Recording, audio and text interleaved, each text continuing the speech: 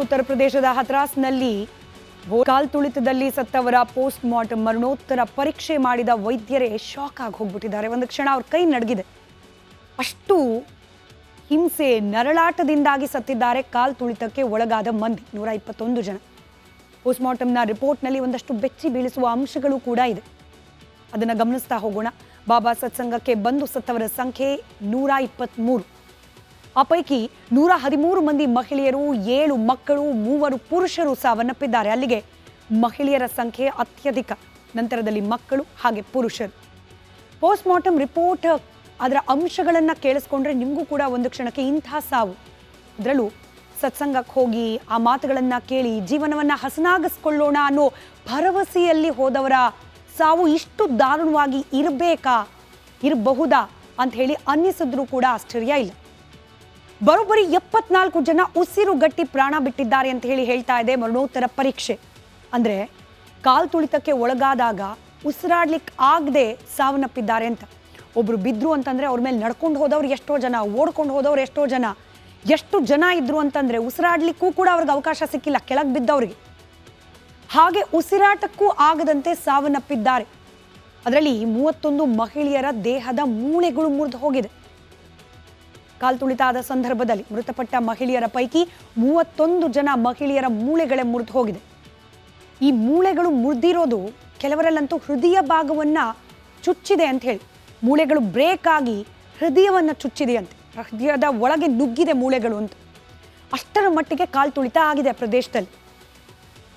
15 ಜನರ ತಲೆ ಮತ್ತು ಬೆನ್ನಿನ ಮೂಳೆಗಳು ಮುರಿದಿವೆ. ನಮ್ಮ ದೇಹದಲ್ಲಿ ಅತ್ಯಂತ ಗಟ್ಟಿಯಾದ ಮೂಳೆಗಳು ಅನ್ನಿಸ್ಕೊಂಡವು ಕೂಡ ಮುರಿದು ಹೋಗಿದೆ ಕಾಲ್ತುಳಿತದಲ್ಲಿ. 15 ಜನರದ್ದು ಅಂತಂದ್ರೆ ಇನ್ನೆಷ್ಟು ಪ್ರಖರವಾಗಿರಬಹುದು ಆ ಘಟನೆ. ಆ ಸಂದರ್ಭದಲ್ಲಿ ಎಂಥ ನರಳಾಟವನ್ನ, ನೋವನ್ನ ಅನುಭವಿಸಿರಬಹುದು ಸತ್ತವರು. ನಾವು ಹೇಳ್ತೀವಲ್ಲ, ನರಳಿ ನರಳಿ ಸತ್ರು ಅಂತ ಹೇಳಿ, ಅಂತ ನರಕ ಯಾತನೆಯನ್ನ ಅನುಭವಿಸಿ ಪ್ರಾಣ ಚೆಲ್ಲಿದ್ದಾರೆ. ತಲೆ ಬೆನ್ನಿನ ಮೂಳೆಗಳೇ ಮುರಿದು ಹೋಗಿದೆ. ಹಲವರ ತಲೆಯಲ್ಲಿ ರಕ್ತ ಹೆಪ್ಪುಗಟ್ಟಿ ಪ್ರಾಣ ಬಿಟ್ಟಿದ್ದಾರೆ ಅಂತ ಕೂಡ ಹೇಳ್ತಿದೆ ಮರಣೋತ್ತರ ಪರೀಕ್ಷೆ. ಇನ್ನು ಸತ್ತವರ ಪೈಕಿ, ಆ ಶವಗಳ ಪೈಕಿ ಅನೇಕರ ಕಿವಿ, ಬಾಯಿ, ಮೂಗ್ನಲ್ಲಿ ಮಣ್ಣು ಸೇರ್ಕೊಂಡ್ಬಿಟ್ಟಿದೆ. ನೆಲಕ್ಕೆ ಬಿದ್ದ ಸಂದರ್ಭದಲ್ಲಿ, ಕಾಲ್ತುಳಿದಾದ ಸಂದರ್ಭದಲ್ಲಿ ಕಣ್ಣು, ಮೂಗು, ಬಾಯಿಲೆಲ್ಲ ಮಣ್ಣು ಹೋಗಿದೆ. ಇಲ್ಲಿವರೆಗೆ ಒಂದು ಶವದ ಗುರುತು ಕೂಡ ಸಿಕ್ಕೇ ಇಲ್ಲ. ಗುರುತೇ ಸಿಗದಷ್ಟು ಪೆಟ್ಟು, ನೋವು, ಸಂಕಟವನ್ನ ಅನುಭವಿಸಿ ಸತ್ತಿದ್ದಾರೆ ಜನ. ಇದಿಷ್ಟು ಪೋಸ್ಟ್ ಮಾರ್ಟಮ್ ರಿಪೋರ್ಟ್ನ ಒಂದಷ್ಟು ಹೈಲೈಟ್ಸ್. ಆದರೆ ಈ ಭೋಲೆ ಬಾಬಾ ಆತನ ಕನ್ನಡಕದ ಹಿಂದೂ ಕೂಡ ಒಂದಷ್ಟು ರೋಚಕ ಅಂಶಗಳಿದೆ. ಜನ ಮರಳು, ಜಾತ್ರೆ ಮರಳು ಅಂತ ಹೇಳ್ತಾರಲ್ಲ, ಹಾಗಿದೆ ಕತೆ. ಈ ಬಾಬಾ ರೀತಿನೇ ಆತನ ಕನ್ನಡಕಕ್ಕೂ ಕೂಡ ರಹಸ್ಯ ಇದೆ. ಆ ರಹಸ್ಯದ ಒಂದಷ್ಟು ಅಂಶಗಳನ್ನೇ ನಿಮ್ಮ ಮುಂದೆ ಇಡ್ತಾ ಇದ್ದೀವಿ. ಸಾಮಾನ್ಯ ದಿನಗಳಲ್ಲಿ ಸಾಮಾನ್ಯ ಕನ್ನಡಕ ಹಾಕ್ತಿದ್ದಂತಿತ್ತು, ನಾರ್ಮಲ್ ಅಂದರೆ ಕನ್ನಡಕ ಹಾಕೋ ವ್ಯಕ್ತಿಗಳು ಯಾವ ರೀತಿ ಸಹಜವಾದ ಕನ್ನಡಕ ಧರಿಸ್ತಾರೆ ಆ ಥರ. ಆದರೆ ಮಂಗಳವಾರ ಮಾತ್ರ ಬಣ್ಣ ಬಣ್ಣದ ಕನ್ನಡಕ, ಕಲರ್ ಕನ್ನಡಕಗಳು.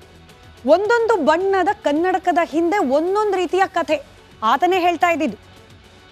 ಅಂದರೆ ಆ ಬಣ್ಣದ ಕನ್ನಡಕ ಹಾಕೊಂಡಾಗ ಈಗ ಎದುರಿಗೆ ಬಂದ ಭಕ್ತರಲ್ಲಿ ಏನೋ ಒಂದು ಆರೋಗ್ಯ ಸಮಸ್ಯೆ ಇದೆ ಅಂತಂದ್ರೆ ಆರೋಗ್ಯ ಸಮಸ್ಯೆಗೆ ಅನುಗುಣವಾಗಿ ಕನ್ನಡಕ ಹಾಕದಂತೆ. ಆ ಕನ್ನಡಕದ ಮೂಲಕ ದಿವ್ಯ ದೃಷ್ಟಿಯಿಂದ ನೋಡಿ ಭಕ್ತರ ಸಮಸ್ಯೆಯನ್ನು ಸರಿಪಡಿಸ್ತಿದ್ರಂತೆ ಬಾಬಾ. ಹಸಿರು ಕನ್ನಡಕದಿಂದ ಭೂತಗಳನ್ನು ಓಡಿಸೋದು. ಅಂದರೆ ಯಾರಿಗಾರೋ ಮೈ ಮೇಲೆ ದೆವ್ವ ಮೆಟ್ಕೊಂಡಿದೆ ಅಂತ ಸಮಸ್ಯೆ ಇಟ್ಕೊಂಡು ಬಂದರೆ ಹಸಿರು ಕಲರ್ ಕನ್ನಡಕ, ಆ ಹಸಿರು ಕಲರ್ ಕನ್ನಡಕದಿಂದ ಆ ವ್ಯಕ್ತಿಯನ್ನು ಗಮನಿಸಿದ್ರೆ ಮೈ ಮೇಲೆ ಇದ್ದಿದ್ದು ಭೂತ ಓಡಿ ಹೋಗ್ತಿತ್ತಂತೆ. ಲಾಜಿಕ್ ಅನ್ನೋದು ಇದೆಯಾ ಗೊತ್ತಿಲ್ಲ. ಎಲ್ಲ ವೈದ್ಯರು MBBS ಓದಿ ಚಿಕಿತ್ಸೆಯನ್ನು ಕೊಡ್ತಾರೆ, ಆದರೆ ಈತ ಕನ್ನಡಕ ಹಾಕೊಂಡು ಚಿಕಿತ್ಸೆ. ಭೋಲೆ ಬಾಬಾ ಏನೂ ಓದಿಲ್ಲ, MBBS ಆದರೂ ಕೂಡ ಚಿಕಿತ್ಸೆ ಕೊಡೋದು. ನೀಲಿ ಕನ್ನಡಕ, ಹಸಿರು ಕನ್ನಡಕ ದೆವ್ವ ಓಡಿಸೋಕೆ, ಇನ್ನು ನೀಲಿ ಕನ್ನಡಕ ಹಾಕೊಂಡು ನೋಡಿದ್ರೆ ಸಾಕು ಎಂಥದ್ದೇ ಆರೋಗ್ಯ ಸಂಬಂಧಿ ಸಮಸ್ಯೆ ಇದ್ರೂ ಕೂಡ ಥಟ್ಟಂತ ಗುಣಮುಖರಾಗ್ತಾ ಇದ್ರಂತೆ ಭಕ್ತರು. ನೀಲಿ ಕನ್ನಡಕದಿಂದ ಭಕ್ತರ ಅನಾರೋಗ್ಯವನ್ನು ಸರಿಪಡಿಸುವ ಶಕ್ತಿ ಈತ ಪಡೆದುಕೊಳ್ತಿದ್ದಂತೆ. ಸರಿಪಡಿಸೋಕೆ ಆಗದ ಆರೋಗ್ಯ ಸಮಸ್ಯೆಯೂ ಕೂಡ ಆ ಕನ್ನಡಕದ ಶಕ್ತಿಯಿಂದ, ಕನ್ನಡಕದ ಒಳಗಿಂದ ಬರ್ತಾ ಇದ್ದ ಬಾಬನ ದಿವ್ಯ ದೃಷ್ಟಿಯಿಂದ ಸರಿ ಹೋಗ್ತಿತ್ತು ಅಂತ ಹೇಳ್ತಾರೆ ಬಾಬಾನ ಭಕ್ತರು. ಕಪ್ಪು ಕನ್ನಡಕವನ್ನು ಕೂಡ ಈತ ಧರಿಸ್ತಾ ಇದ್ದ. ಜೀವನದಲ್ಲಿ ಸಮಾಧಾನ ಇಲ್ಲದವ್ರಿಗೂ ಕೂಡ ಕಪ್ಪು ಕನ್ನಡಕವನ್ನು ಧರಿಸಿ ಈತ ನೋಡಿದ್ರೆ ಮದ್ದು ಸಿಕ್ತಿತ್ತಂತೆ. ಕಪ್ಪು ಕನ್ನಡಕ ಧರಿಸಿ ನೋಡಿದ್ರೆ ಎಲ್ಲವೂ ಕೂಡ ಸರಿ ಹೋಗ್ತಿತ್ತಂತೆ. ಸಮಸ್ಯೆ ಇರುವವರು ಮುಂದೆ ಬಂದಾಗ ಬಾಬಾ ಕನ್ನಡಕವನ್ನ ತೆಗಿತಾ ಇದ್ದ. ಭೋಲೆ ಬಾಬಾ ಕಣ್ಣಿನಿಂದ ದಿವ್ಯ ದೃಷ್ಟಿ ಬರ್ತಿತ್ತಂತೆ. ಆಗ ಎಲ್ಲಾ ರೀತಿಯ ಸಮಸ್ಯೆಗಳು ಕೂಡ ಬಗೆಹರಿತಿದ್ವಂತೆ. ಗೊತ್ತಿಲ್ಲ ಜನ ಇದನ್ನೆಲ್ಲ ಹೇಗೆ ನಂಬ್ತಾರೆ ಅಂತ ಹೇಳಿ ಅತ್ಯಾಧುನಿಕ ರೀತಿಯ ವೈದ್ಯಕೀಯ ಸೌಲಭ್ಯಗಳು ಇರುವ ದಿನದಲ್ಲೂ ಕೂಡ ವಿಜ್ಞಾನ ಅನ್ನೋದು ಬಡ ಮನೆಯ ಮಕ್ಕಳಿಗೂ ಕೂಡ ಓದಲಿಕ್ಕೆ ಲಭ್ಯವಾಗ್ತಿರುವ ದಿನದಲ್ಲಿ ಇಂಥ ವಿಚಾರಗಳನ್ನು ಜನ ಹೇಗೆ ನಂಬ್ತಾರೆ ಅನ್ನೋದು ಪ್ರಶ್ನೆ. ಆ ಪ್ರಶ್ನೆಯನ್ನು ನಿಮ್ಮ ಮುಂದೆ ಬಿಟ್ಟು